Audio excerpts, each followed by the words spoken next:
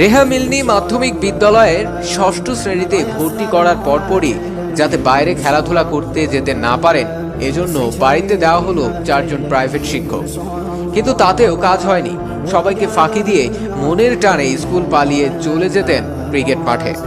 সেই ছেলেটি বাংলাদেশের ক্রিকেটের বিস্ময় বালক মুস্তাফিজুর রহমান। 2015 সালের 18 জুন ভারতের বিপক্ষে প্রথম ওয়ানডেতে নিজের অভিষেকে 5 উইকেট নিয়ে বাংলাদেশের বিজয় নিশ্চিত করেন, হন ম্যান অব দ্য ম্যাচ। দ্বিতীয় দিনে আরও বিস্ময় ছড়ালেন, পেলেন 6 উইকেট। ইতিহাসের পাতায় লেখালেন নিজের নাম, গড়লেন নতুন রেকর্ড। মুস্তাফিজের লেখাপড়ার ব্যাপারে বেশ সাবধান ছিলেন বাবা ব্যবসায়ী আবুল কাশেম।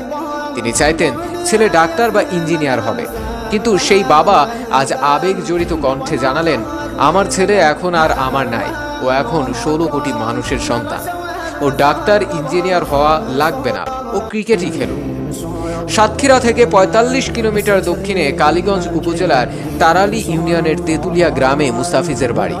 মুস্তাফিজের জন্ম 1995 সালে সেপ্টেম্বরে। 4 ভাই ও 2 বোনের মধ্যে সবার ছোট তিনি। পরিবারের সব প্রতিকূলতার মধ্যে মুস্তাফিজ পাশে এসে দাঁড়ান তার সেজো ভাই মোখলেসুর রহমান। তিনি নিজ হাতে গড়ে তুলেছেন আজকের মুস্তাফিজকে। স্কুল পালানো মুস্তাফিজ এখন বাংলাদেশের গর্ব,